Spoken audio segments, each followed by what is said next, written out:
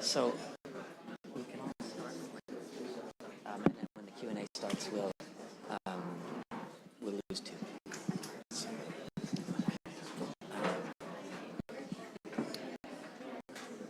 I guess I don't really need that. Okay, thank you all very much for staying. I always expect to lose a few on the break. I really enjoyed that last panel. I thought it achieved much of what we had set out to. I hope you have lots of great ideas to take away to put the squeeze on the C-suite back at work. Now we're taking the opposite tack, and we want to explore how can you mobilize larger groups of people, your co-workers, your customers, your suppliers, and get them behind this agenda. I think it came up in the last panel that this often heard, our customers aren't asking for it. Well, what does it take for us to get them to start asking for it? We know when they are asked, do you care about this stuff? As David pointed out, they do care about this stuff. They just perhaps don't feel empowered to demand it. And so we're going to explore what can we do there. Fantastic panel again. Marcia from RELX Group, Karina from Pentland Group, and Alice from Project Everyone. I'm sorry to say that Dominic Vergine from ARM PLC was called away and isn't able to participate. But fear not, we will get him back again at some future event, and you will get to hear from him. So I don't really have much more to say in terms of an opening statement than that. So if you guys would introduce yourselves and your companies and what you're doing to drive this, and then we'll open up to questions. So maybe we'll start at that end with Marcia. Thank you.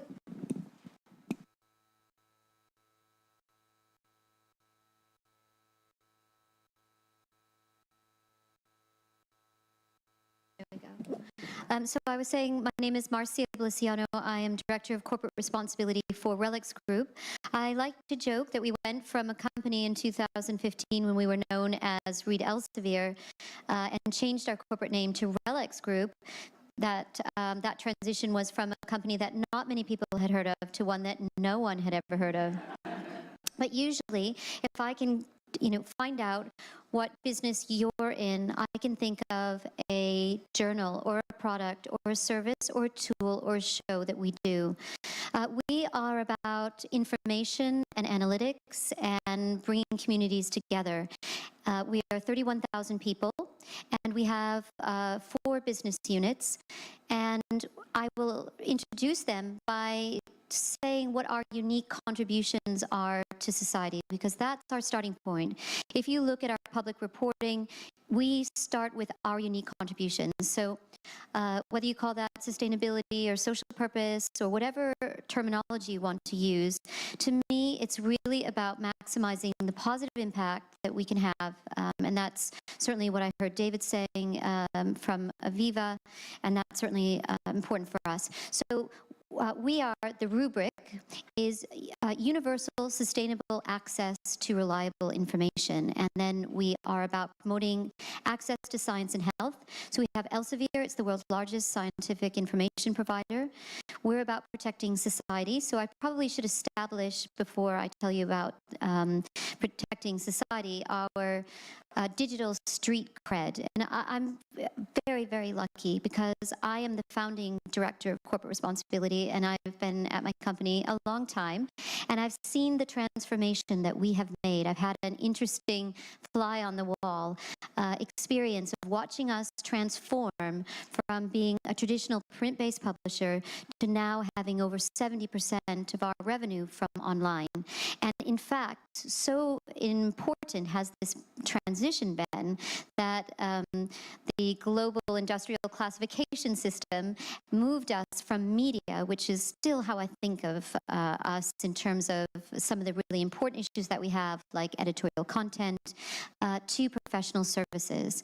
So protection of society is LexisNexis Risk Solutions, and what my very brilliant colleagues do is they look for relationships within data, and they're about protecting society from fraud. So very interesting work with insurers and with banks and with government. We're also about promoting access to justice and the rule of law. One of our business units is LexisNexis, Legal and Professional. And we're also about, as I said, fostering communities, and that picks up certainly Reed Exhibitions, which is the world's largest exhibitions business. So the Sustainable Development Goals. I agree with our previous panel that it does provide a really important framework. And I also am really passionate about the idea that it is good that we can highlight the work that we currently do in our businesses and align them with the SDGs. But it isn't enough, as we've heard. And how do we mobilize? How do we do more? That's what I'm interested in. And we don't have all the answers, that's for sure. We're just on the journey like you are. So I'm only just telling you some of the things that we have embarked upon. So when Steve invited me to take part, I just tried to sketch out some notes for myself about the different stakeholder groups. So if I start with employees and the SDGs, well, the Sustainable Development Goals, when they were adopted unanimously by the nations of the world in 2015, we thought, okay, what can we say about this? What can we do? So we did a piece of research, which is called, and it's freely available, and I'm going to tell you where it's freely available because I brought some propaganda. We produced a report called Sustainability Science in the Global Research Landscape. We just wanted to see what is the state of science underpinning the SDGs. And we did this in New York at One UN Plaza. And I was sitting in the audience and I was thinking, what are we going to do from here? And so I thought, wouldn't it be great if we could develop some type of a site where we could curate content from across our business, because whether it's a show like World Future Energy Summit in Abu Dhabi, or it is a tool like HPC Systems, which is cluster computing, looking for those relationships within data. Maybe there's something good that can come out of that, or science. And I went back to the office and I talked with some of my colleagues, and they had a yearning and an impulse too. And one thing that we've learned indeed is don't ask for permission, don't even ask for budget. We just began by stealth. And what we did last June is we introduced something which is called the SDG Resource Center. So this is my propaganda. I'm going to show it to you. This is a free website for the world, and it is content on the 17 SDGs. We're trying to be like the Wikipedia for the SDGs. And you can search by tag or by keyword. We have built the SDG news tracker where you can get up-to-the-minute news on the SDGs by geography. And I'm going to tell you a little bit as we go about some bespoke tools and research that we are doing to advance that.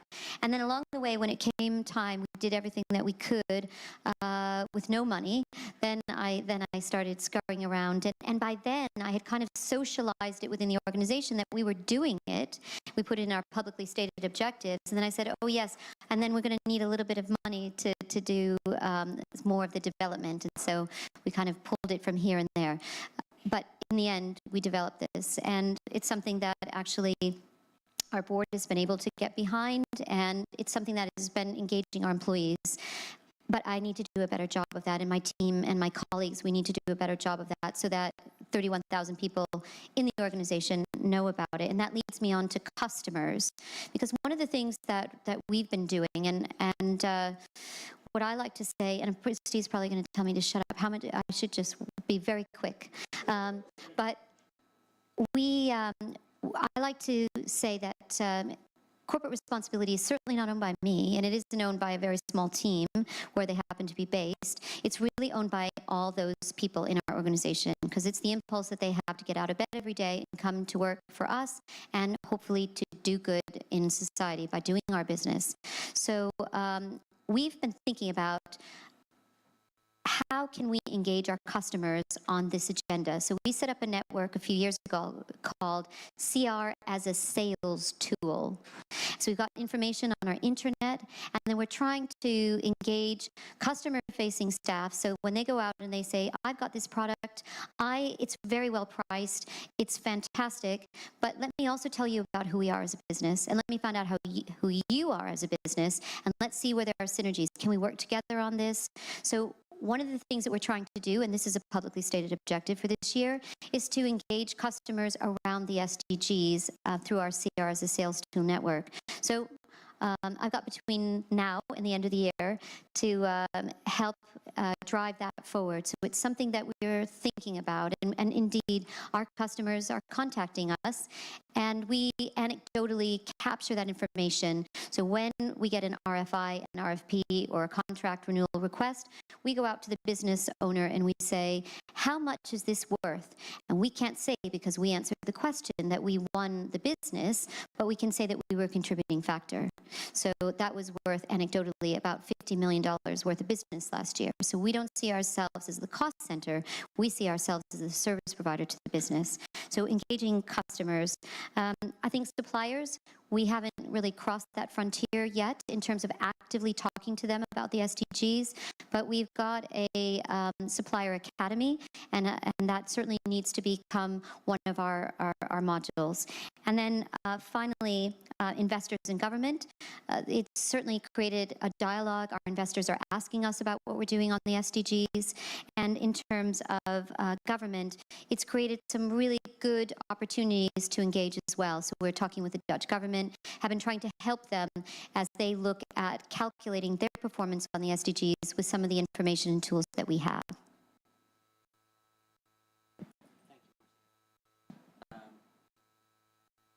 I'll save my questions for after. Karina, on to you. Hi, good afternoon, everyone. My name's Karina, and I work for Pentland Brands, which is part of the Pentland Group family. So Pentland Group is a family business that was set up by the Rubin family and has kind of three arms to it. So I guess the first is the major stakeholder in JD Sports. Then our second part is then an investment arm that makes lots of investments in businesses like Hunter Boots and Butterfly Twists and all sorts of things I like to wear. And then our third kind of bit, which I'm representing today, is Pentland Brands. So that's actually our operating business, which again is probably a name you haven't heard, but you've probably heard some of the brands that are in our family. So brands like Speedo, Berghaus, Ted Baker Footwear, Lacoste Footwear. So a variety of kind of outdoor and footwear brands. Quite a complex business that's grown organically. So made up of things we license out, things we are the licensee for, and things we own directly. So we manage a supply base. We also manage our licensees. So it comes with quite interesting complexities, I guess, from there. So I joined the business 6 months ago now, so I've survived my probation, so that's my first tick in the box. And really, when I joined, we were really fortunate that the family have always believed in doing the right thing and having a business for good. And they actually use the SDGs to set their priorities and where they wanted to focus. So I came into a business that had the top-down approach, actually. In all honesty, that box was ticked. And what we were finding was it perhaps wasn't then translating across the organisation as a whole. And I was starting my induction meetings, I was meeting people across the business, and it was very clear there was bits of good happening everywhere, but people didn't necessarily realise why they were doing it or that they were doing it anything differently. And the often sentence I heard was, oh yeah, CR, that's something you guys do over there, isn't it? And you do something occasionally and you check our suppliers are all right. I was like, well, it's a little bit more than that. And what we really want to do is integrate the SDGs and integrate doing good into the way we operate. So the journey we've been on since I joined for the last few months was looking at our team, which was, I'd say, typically an ethical trade team, and actually broadening out to encompass being a responsible business as a whole, and doing how we keep our house in order, but also then how we act as a consultant to our many brands and our many business units.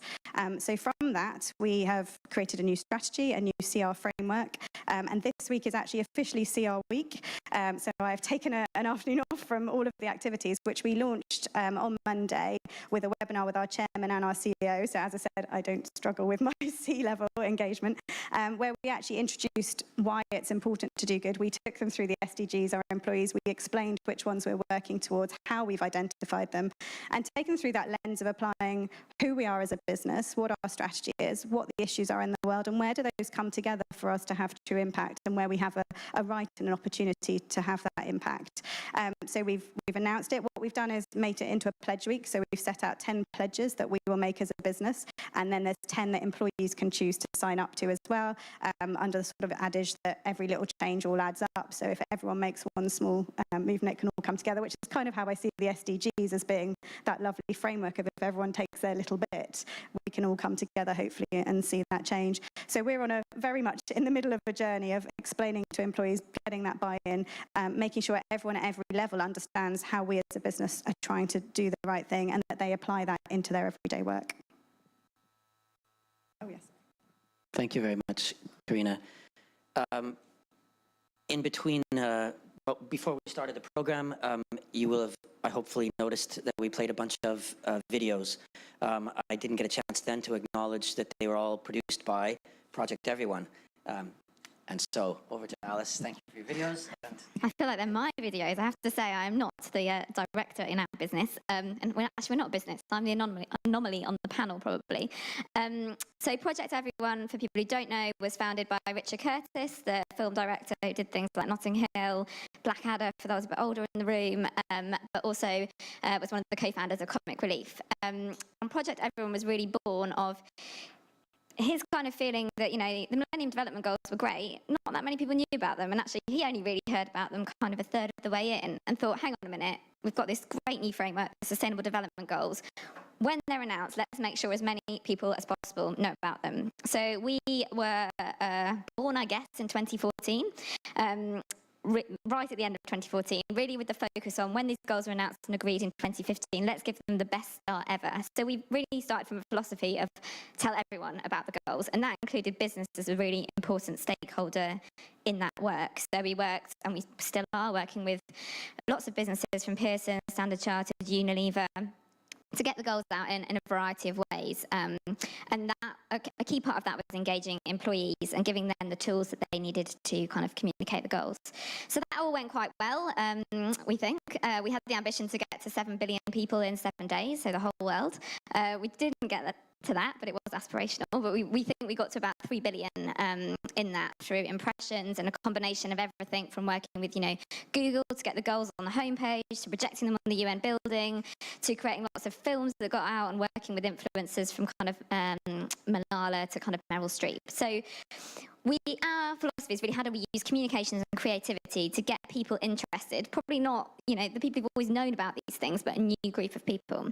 So we kind of thought, great, 2015, we'll do it and we'll blaze out in a, you know, blaze of glory. But everyone was like, that was quite good. Can you keep doing it? So we have kept doing it.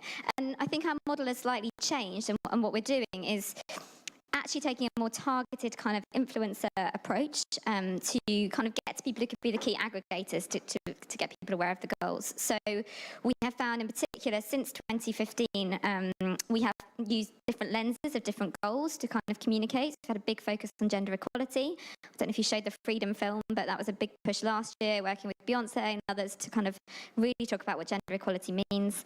Climate, which I'll come to in a minute. So we kind of worked on that lens. Last year, we formed a new partnership with the Bill and Melinda Gates Foundation called Goalkeepers, which is, we had the first event last year in New York, and a lot of that is about kind of cultivating and identifying new champions for the goals around the world, and a really key target audience within that is business. So as well as kind of getting CEOs in the room, we really want to identify who are the kind of up-and-coming business leaders.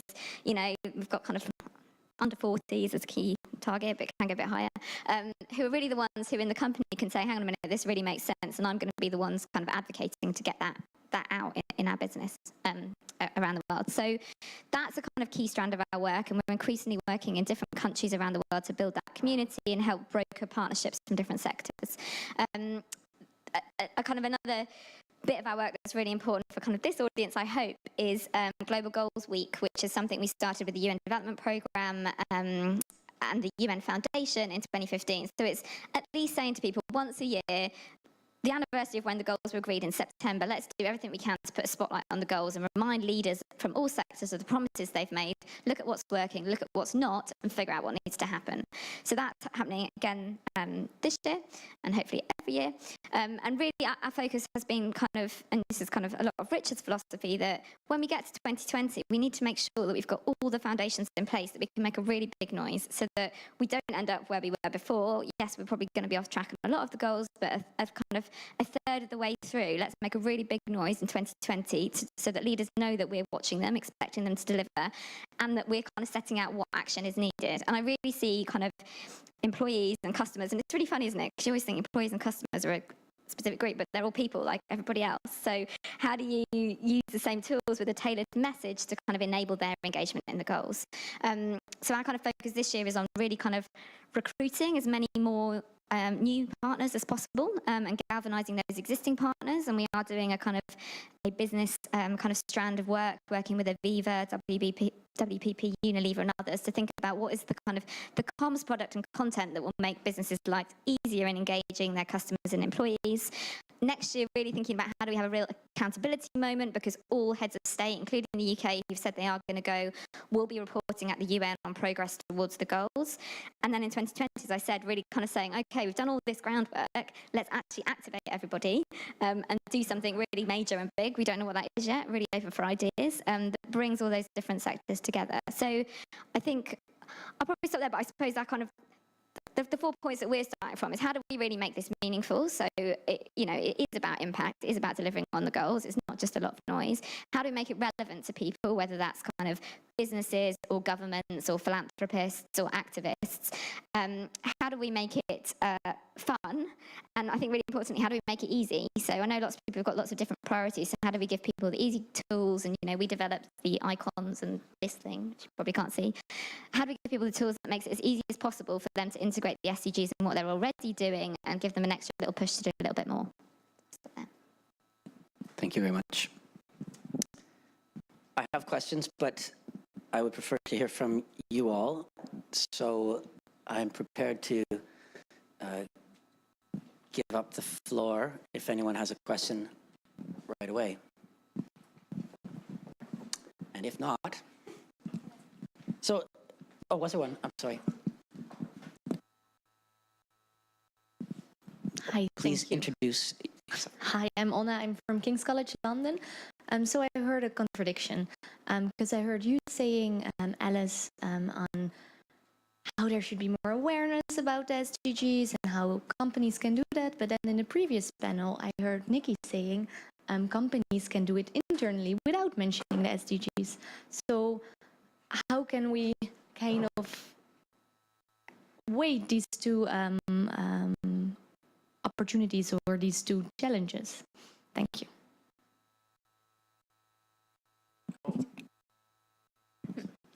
I mean, I'm sorry, I missed the previous panel, but I think there are, my hope is that as many people as possible will talk about and advocate for the global goals. And part of the reasoning for this kind of business campaign and strand of work is we feel like there are lots of brilliant people speaking out about the goals. So, Paul Pullman in every forum will be saying, like, the goals are so important, let's talk about it. We feel like there aren't enough people, and perhaps there's not a kind of a diverse enough range of voices. So I do hope that people would use the goals in what they're talking about, whether internally you need to use them to kind of get buy-in, but you start to get buy-in and then kind of say, oh, did you realise all of this actually is encompassed within this brilliant framework that you might want to think about using, is a different question. And I think it'd be one really interesting to explore, because part of what we're doing, the phase of this kind of business work we're doing, is doing a round of interviews and insight work with different business representatives to understand why are people not talking about the goals so much? What are the barriers? And I think, some of that is they're not hearing enough from customers and shareholders and employees that they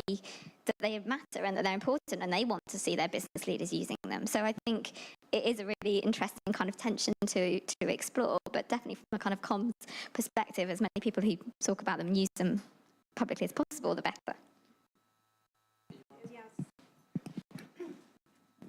Yeah, I was just going to add in, I guess, from a business perspective, it's around translation. So I think where we struggle with it is it's quite hard to, with anything to do with CR, in all honesty, is it sort of becomes very top level, and it's often talked in an industry language of CR.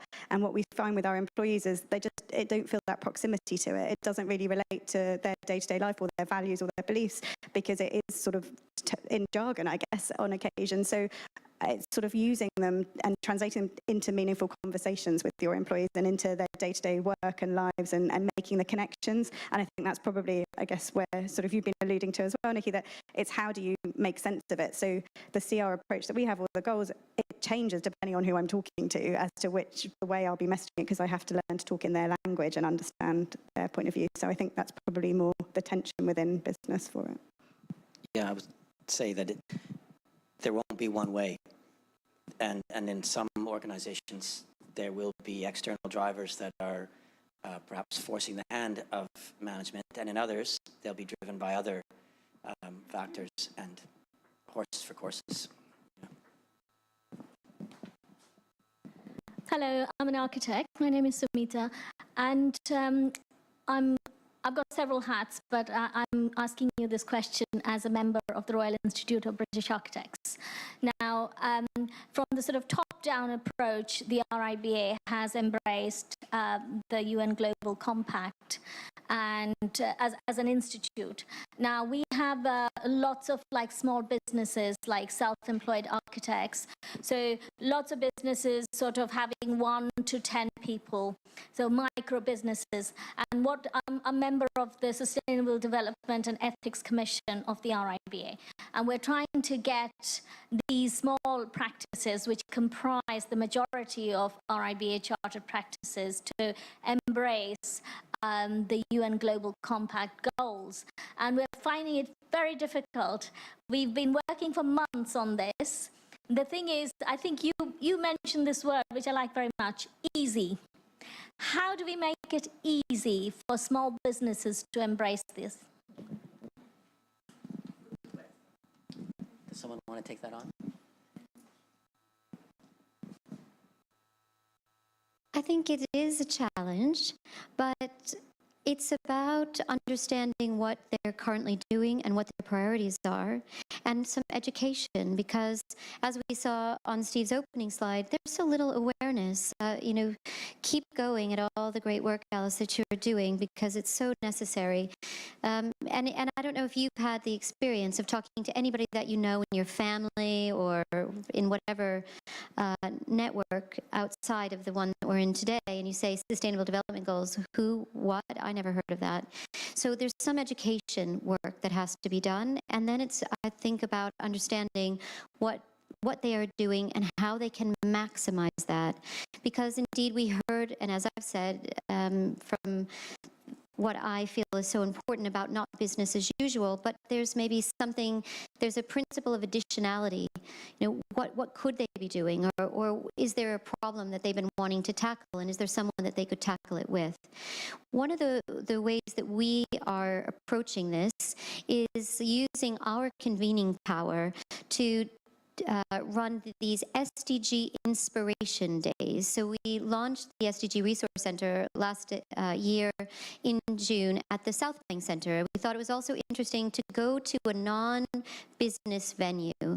And so we're going to be doing 2 of these. So we brought together anyone who is interested to come together with us to be inspired around the SDGs and to feel like they should be asking themselves the question, what are they doing? What could they be doing?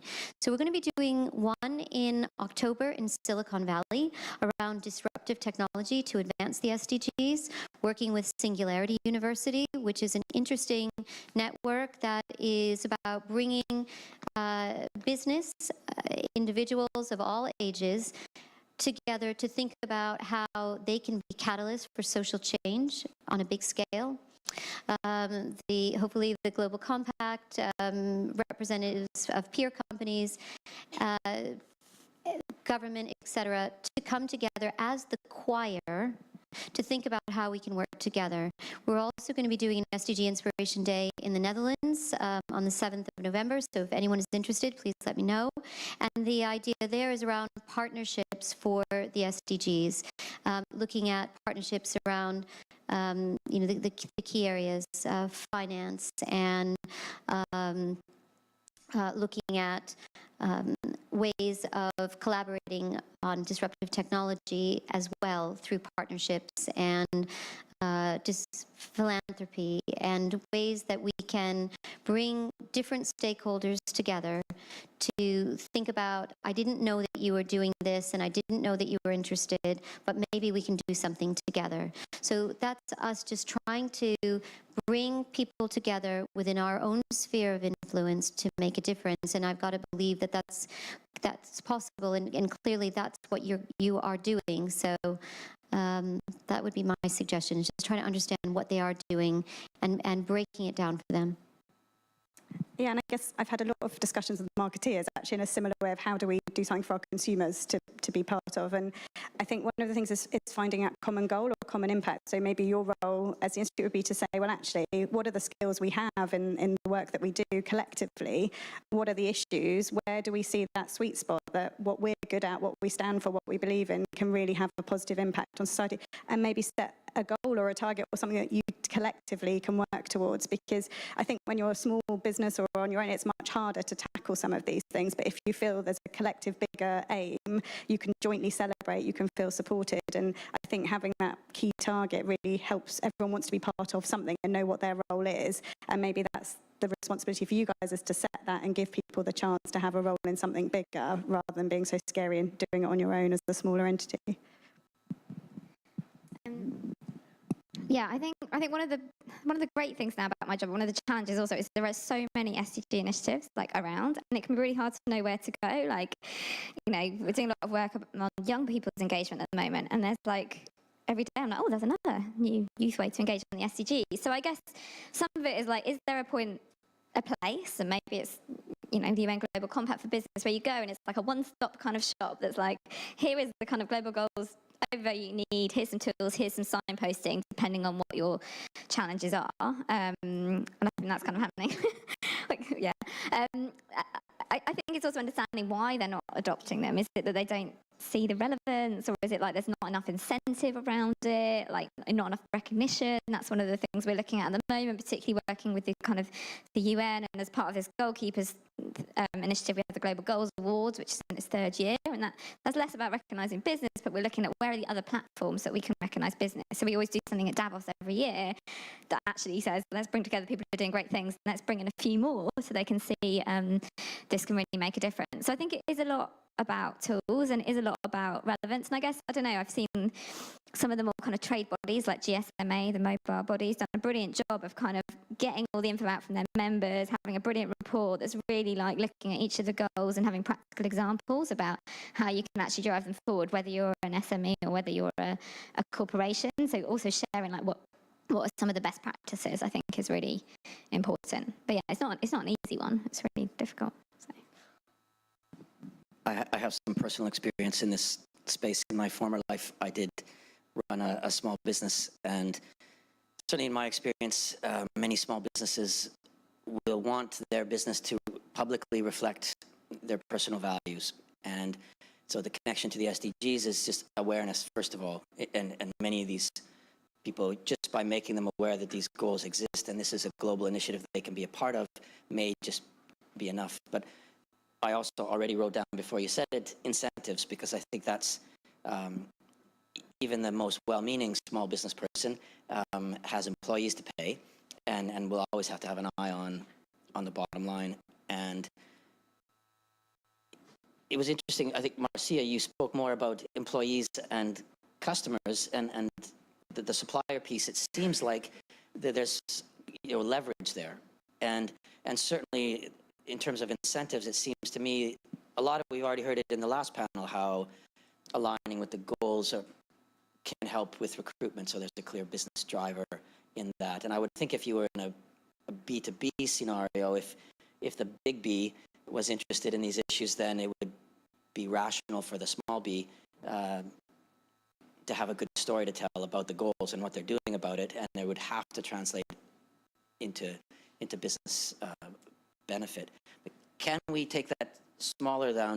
I'm thinking of incentives now for employees, and is that something that you're exploring, or is that something that, have you got already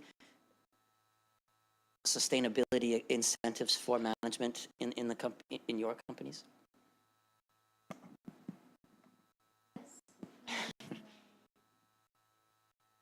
Well, it's just amazing to me as I see how far, the world has changed. And in this year, I was invited to help identify the KPIs for my CEO and my CFO. So that was really exciting. And they always had, well, not always, but in the last few years, but it wasn't transparent to me, exactly which of our publicly stated objectives they were being judged on. But now it's becoming much more out in the open, and there's much more engagement. So it starts with them, but then our simple model of engaging people in our organization is to set up these working groups. We call them different things. We call them green teams when they're employee-led environmental networks. We call them quality first. You might think, what does quality have to do with corporate responsibility? But it's all about ensuring that our customers can trust our products and getting it right first time. We have an editorial policy working group, or RE Cares, which is our community branding, et cetera, et cetera. And so we actually audit this number, and we have about 800 employees who are involved in one of these networks. And that allows us to do two things: to reach out with our messages, but also to understand from the people who are at the coalface every day, because I certainly don't know what that's like. I have a different set of challenges. So it's really about working two ways. So that's one of the things that we've done, and we've said to them, because we have, and I'm sure it's true in your organizations, you're scored upon at the end of the year, right?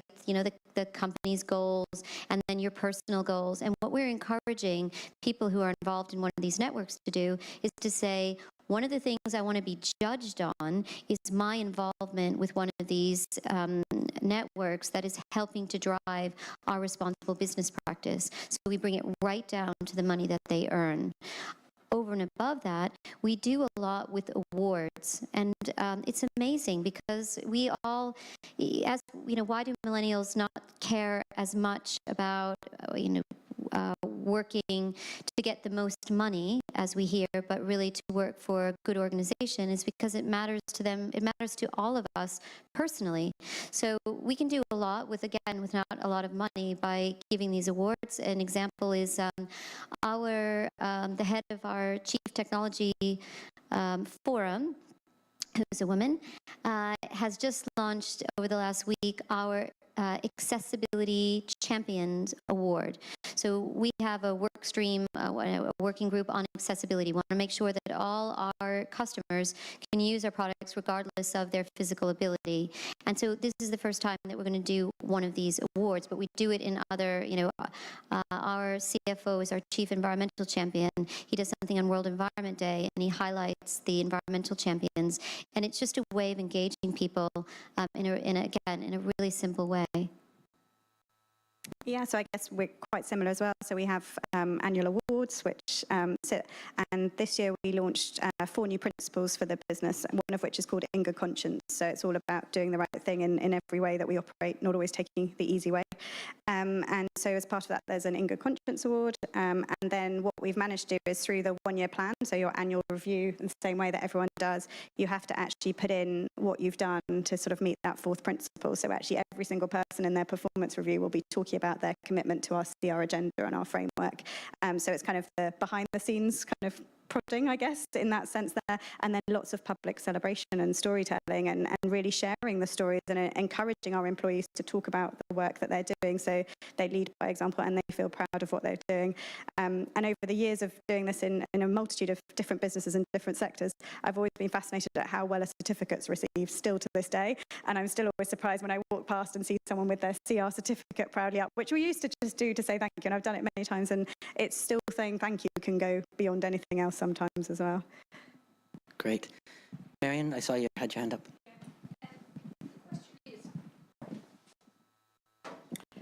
Do you think we can generate a little bit more challenge into the discussion? We had a lot of challenge in the last session around getting out of our own self-referring speak and into what's relevant today. And for me, I found it very interesting that John, in front of a major senior person in government, correlated this discussion with Brexit. And for me, if I was asked to simplify in one word the SDGs, it would be the word interdependence. Because today, if I'm wearing a ring that has a gemstone that came from Namibia or whatever, that's the connection between me and the SDGs. And, you know, John again gave us very, very pertinent statistics. So, you know, I know from listening again to students, and I'm sorry to go on about them, they often see Davos as a group of self-referring people coming together for a nice, cozy chat. And all I'm saying is, I liked, Marcia, what you said about those two events, the one in, was it California, and in where you're taking it out of the language of, so to speak, New York speak, into the relevance of the challenges of today's world that each of us face. So I'm just wondering, you know, what your view is on that, because, and I also find it very disturbing, that figure about 7% as against Finland. And I remember saying earlier, I think, Steve, you and I discussed this, we tried to launch a master's in business and human rights at the university. And we had, from Scandinavia, we had companies paying for their employees to travel, paid their fees, paid their hotel accommodation, and we couldn't get any reaction in the UK. Sorry. Did someone want to comment? Yeah. I mean, I totally get your point. Like, the goals are political. Like, you know, it's hard to get 193 leaders to agree to anything, and there are a lot of issues within it. I think one of the things we always forget about is the kind of leave no one behind principle that's like really at their heart. That it is about, a large part of it is about tackling inequality, and I totally get your, like, Davos is a select group of people, but I think we have to talk to all different audiences to communicate about the goals. So I think there is a relevance in going to Davos. One of the things we're trying to do with the Goalkeepers Initiative is bring in unusual voices. So that's why we're taking a real effort to kind of bring in what we've kind of slightly called like the unconverted, people who've never even heard about the goals, but who could really do brilliant things on it. And then in the last few months, we've been talking particularly to young people all around the world. And some of the big issues they're bringing up, they really see as fundamental to achieving the goals is like good governance and democracy. And if we're not talking about actually what are the political obstacles in the bigger context, whether that's in the UK or whatever, that's going to stop that, then that is an issue. And I think, again, in the UK, which they went to the Environmental Audit Committee last year and gave evidence about the levels of awareness. And you look at the levels of awareness, Kenya and India are like hugely ahead. There was a GlobeScan survey a few months ago, and I think it's something like 40% awareness there compared to really low levels in Europe. And like, why is that an issue? Is it because everyone's distracted by Brexit? I don't know what the answer is about whether you can use the goals to talk about some of those issues, but I definitely agree that you have to inject the politics in it. And I think I'm quite encouraged in recent years, particularly on a couple of themes that are cutting through, and in some of the surveys we've found, it has been, particularly with the younger audience, gender equality and climate change that have got people engaged. So all the kind of the work recently, you know, all this campaign against plastic straws, no one had ever thought about like plastic, well, probably a lot of people had, but it hadn't cut through until really this year. And that came from people and customers saying, actually, we don't want McDonald's to sell plastic straws anymore. We are going to hold them to account. So I think you're right. I think that we have to bring in the politics in it, and actually, really, and this is something we're trying to look at next year. Like when the UK goes and reports on the goals, what should they be reporting on? Because if they're just going to go and talk about how, the goals are meant to apply as much in the UK as they are about how the Department for International Development is tackling poverty around the world. And I think we have to really be clear and hold leaders to account about that this is about inequality in the UK as much as it is about what you're doing to tackle inequality elsewhere. So it's difficult, and it's a very difficult comms message to do, but we have to kind of relate the goals to the political realities of now. And young people have a really key role to play in that. Yeah, and I think it comes back to the translation point again. So for me, it's a top-level story, but actually it's the nuts and bolts that we talk about on a day-to-day basis. So we actually do talk about tackling modern slavery in our supply chain. We do talk about the human rights. We talk about circular economy. So actually, it's probably the top, but what we're really caring about, what we're focusing on is the individual actions that are directly our impact and our areas to work on. And you're right, I go and do a lot of speaking in universities actually to students, and they really call you out. And that's the advent of social media. That's the advent of information that is available to everyone now. You have nowhere to hide. So unless you're dealing with these difficult issues, you're not going to survive as a business. And for me personally, and the work that we choose to do, I quite welcome it because it makes it a lot easier to have those discussions internally. So I personally chose to be inside because that's what I want to try and change from. And I think you're very true. This is almost the top level. And I wonder if you were to change your survey slightly and actually ask about the spirit of the goals or the way it's aiming to work, you would probably see those figures, I would hope, significantly higher, because a lot of people are joining in climate debates and all of these other things. But perhaps when you're asking a very singular question, it's maybe missed sometimes as well. I'd like to believe more people care anyway. I would just say that it's difficult for companies because we need to appeal to both sides of the political spectrum, or however many sides there are. So it's very difficult for companies sometimes to take a stand, but sometimes we must. An example of that for us would be We're Still In, which is an initiative around a response to the US government's position on the Paris Agreement. And so, we decided that we did need to take a stand there, and we needed to sign up, and we did. But these aren't often comfortable positions. But that's why I think the work that you're doing is so important, Alice, because we need to, especially for young people and consumers, it's different days and how people are engaged. And we're engaged by being entertained and by social things and social media. And so that's why by having Beyonce and the people who represent popular culture can really have a huge impact. And so and somehow, and we as businesses, maybe some businesses, it's not so appropriate to be associated with Beyonce, but we all want that magic.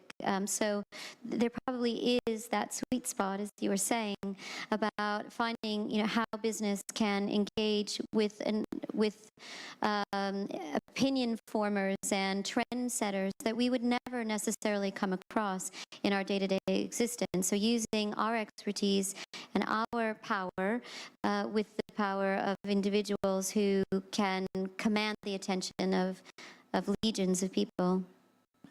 Great, thanks. Question at the back, and then Robin, did you still have a question? Okay, so one here, and that might be the end of our...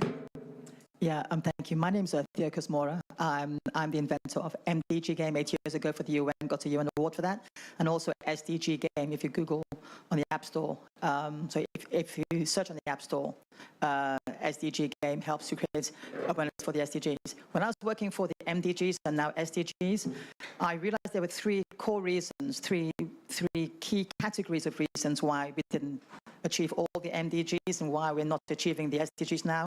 And I just want to ask if the panel agreed with that. The one is obviously lack of mainstream awareness. Number two, the few who are doing things are working in isolation of each other, so there's no cross-fertilization going on. And the third part is lack of funding for important SDG projects. How do you think the world and those with money are helping to fund SDG projects worldwide? And how can we achieve more cross-fertilization amongst those who are doing things? Thank you. Try to remember that. Robin? Thanks, Steve. Robin Gwynn. Really, it was just going back 2 questions, I think, to the, and also a spillover from the previous panel about the, where do we stand on the spectrum between voluntary change and compelling change, if you like. So at the one end, we've got, as we heard earlier, these amazing, exciting new business models and so on, which people are developing, if you like, self-disrupting, if I put it that way, as businesses, because they want to go where the customer base of the future is and where their staff are. And then you go all the way down through to public policy, like the government saying we won't sell petrol cars after a certain date, or we'll ban plastic straws. I mean, instinctively, I would rather be at the voluntary end where we've got public education and people choosing to go in a certain direction, rather than particularly where you've got whole areas of society being told to do things in a different way and they're not happy. I think there are some quite difficult issues in there. I just wondered if you agree, or if anyone else is worried that we'll slip further and further down sort of compulsion road if education and choice doesn't deliver what seem to be changes quickly enough. Thanks, Robin. I'm not sure that's something I worry about or that I hope for, actually. But I suppose the middle ground is, which I wrote down to ask if time permitted, regarding a supplier code. And Lord Bates said how DFID have made it a requirement that their suppliers be Global Compact signatories going forward, so they could choose to not do business with DFID. So it's not strictly, but it's certainly a pretty harsh arm twisting going on there. So the 3 reasons why we're not seeing action, and that spectrum between voluntary and mandatory. And I think then we're, you wanted to roll in your final comments into that, that would be great. Do you want to? Sure, go ahead. Yeah, I mean, I think you're right. I think coordination and financing are really huge challenges. I mean, we kind of talk about action, awareness, and accountability being the keys to driving forward the goals, and I guess it's kind of the flip side of that. And there are lots of different reasons why people aren't taking action. And one thing we haven't touched on at all is, like, you know, the crises and political shocks that kind of happen that can throw everything off course when you think you're making progress towards a goal. And like, that's something we're really trying to work on as well. Like, how do you really communicate? Like, everyone's in their silos, and it can be like the development sector, the climate sector, the humanitarian sector, like talking in different ways, and it is all interrelated. How can, like, and I guess our role is a little bit how, as kind of communicators, can we help make the case that actually this is all linked up together, and the SDGs is one of the frameworks within it. I think financing is a huge issue, and you know, there's the kind of Addis Ababa track on financing, but with what's happening kind of politically, and, you know, look at the aid funding going down, it's not just about aid funding, and that's where private sector also has a huge role to play. Like, I always think the stats on remittances are amazing. Like, that's, you know, a huge, much bigger volume than aid that's going in anywhere. So I think financing is that, and I think there's a lack of political will in many cases to really drive this forward, and that's why I think where the kind of opportunities of the SDGs, as I said earlier, like, they are like political goals. They've got a lot more in them than the MDGs ever had, and it is about kind of accountability and holding everyone to account.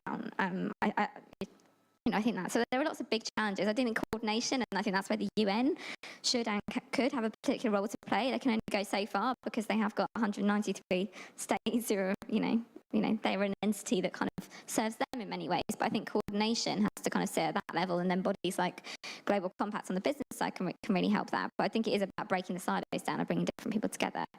On my last question, I guess that kind of takes you to your kind of political philosophy and where you stand on that. I think, yes, ideally, volunteerism and people taking action is brilliant, and putting the pressure on the leaders so that they feel that compulsion. I think you can get to a point where you think, actually, you have to put in place the measures. You know, we've done a lot of work recently kind of on female genital mutilation, and there's 3 still kind of, I know it's a big picture thing, but there's 3 African countries where that's not banned anymore, and at that macro level you have to have it in place, but you also then have to have the enforcement mechanisms that you can make sure it's actually adhered to. So I think kind of from our perspective, it's like, how do we kind of energize people and, as I said, make it easy so that you do get that push from the bottom up to the leaders to make sure that they deliver, but also kind of supporting those who are actually saying, right, we've got to a point where unless we take more kind of direct action, change isn't going to happen.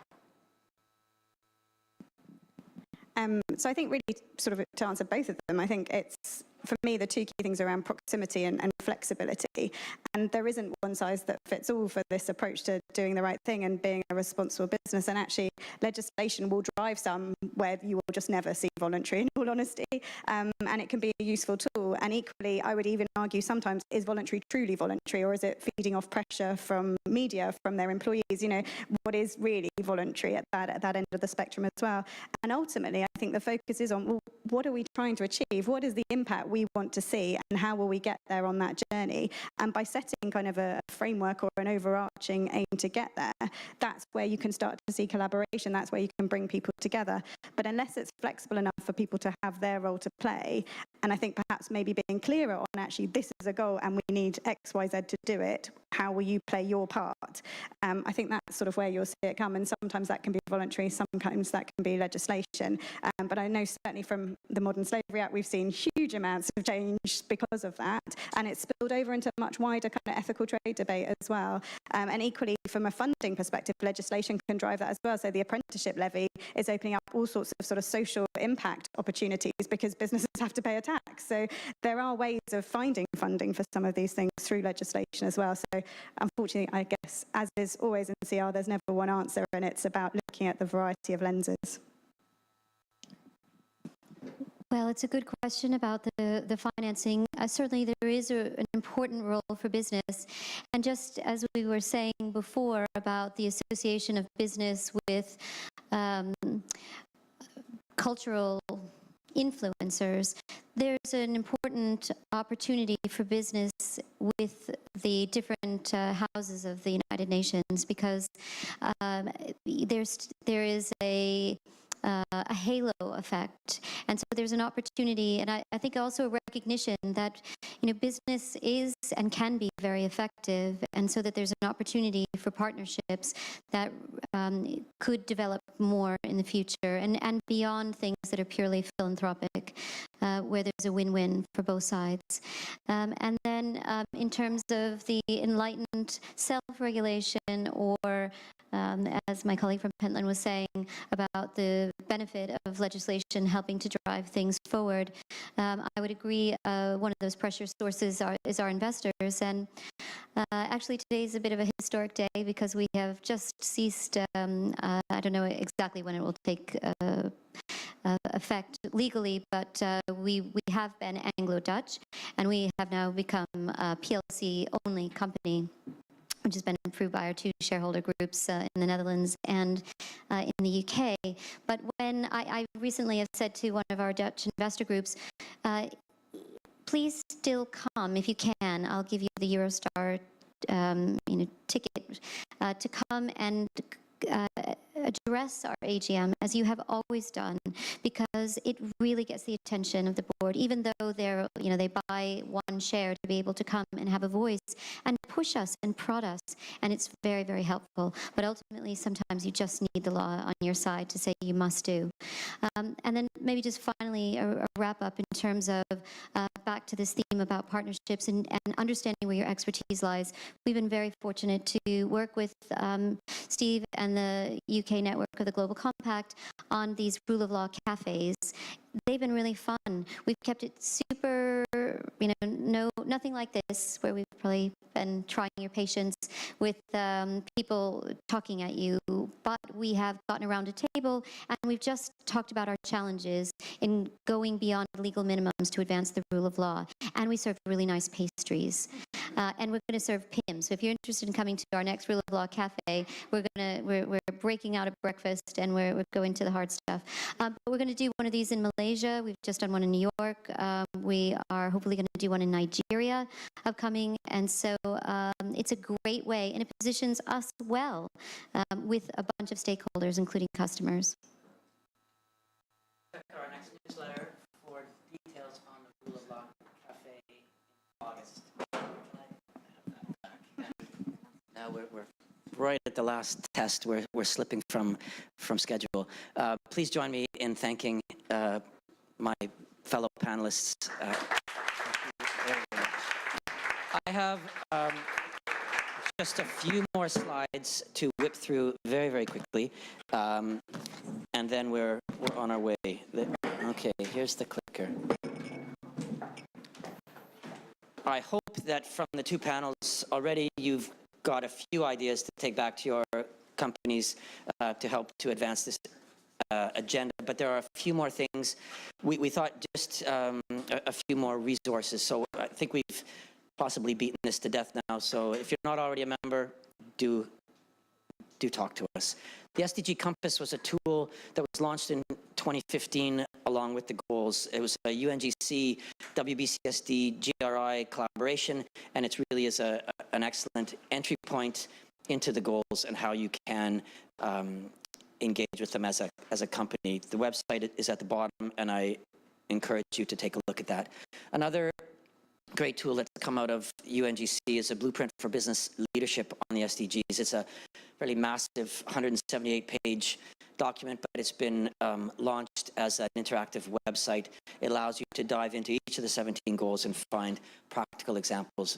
And it really goes a step further and defines what it means to be a leader in this space and not just mid-pack. So issues such as additionality, and David referred to this, in the first panel about the mapping, and of course that's important that you understand where you are. But we're not going to achieve SDGs by just doing everything the same as before the SDGs, only now with these nice icons attached to your sustainability report. There needs to be additionality. There needs to be more, and that's what it means to be a leader. And this document can help you to better apply that to your own operations.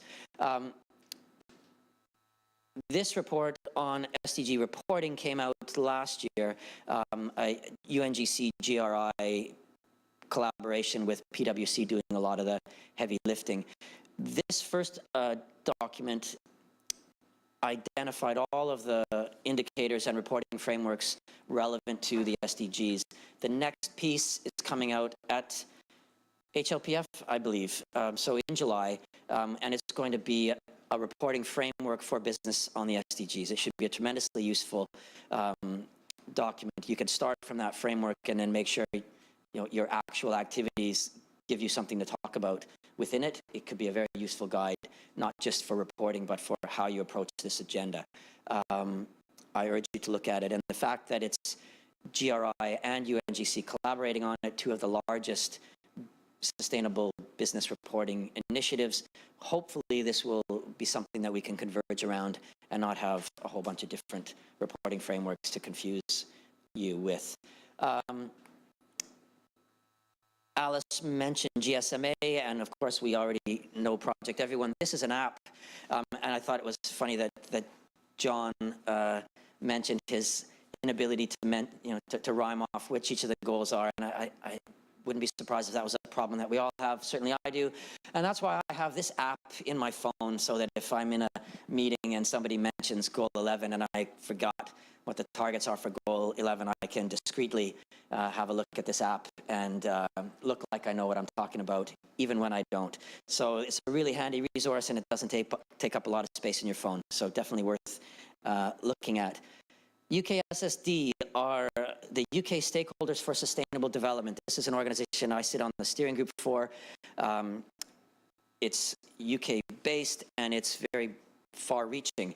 Next week, they will be launching what I hope will be a really influential report called Measuring Up. They have mobilized a large group of stakeholders to basically assess where we stand now in the UK on the goals. So that's going to launch next Tuesday. This is also an organization that you as stakeholders are most welcome to join. So I urge you to remember that URL and have a look at that. Finally, hopefully you're not sitting on them, but everybody was on your seats. We have postcards The whole mission, our whole idea behind this SDGs Roadshow is to raise awareness. And if we limited our ambition to just those of you that are in the room, then we wouldn't be very ambitious. So we have two handy devices by which we hope you will help us to disseminate this message further afield. Firstly, postcard, room on the back for you to write a little message and an address. And if you do write an address on it and drop it in this box, we will be very happy to drop it in the post for you. So no need to pay for the stamp. We got it covered. You might send it to your kid at home. You might send it to your MP. You might send it to your CEO, or just anybody that you know that you think might benefit from being aware of the SDGs that might not be aware of them now. So do please take advantage of that, or take it with you, but be sure to post it when you get home. The last thing, the pins. Already, you're in a fairly elite group of UK citizens because you know what the SDGs are. You're even more of an elite group now because you have one of these shiny SDG pins. There are only a few thousand of them in circulation around the UK, although we'd certainly like there to be more.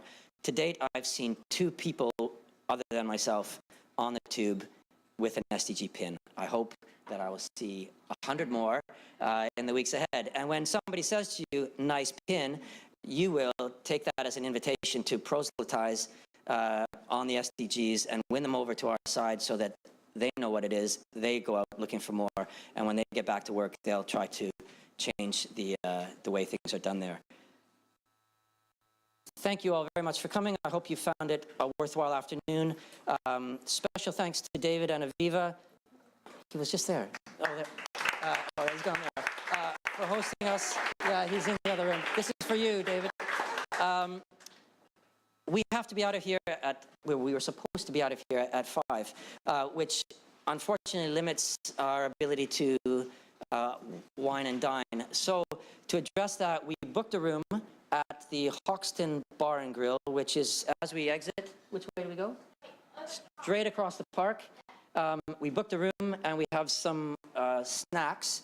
I'm sorry you have to buy your own drinks, but we would sure like it if you would come over and we could continue this conversation in more relaxed settings, at least for long enough, you know, one beer to warm you up for the football tonight. But plenty of time to still get home to your TVs.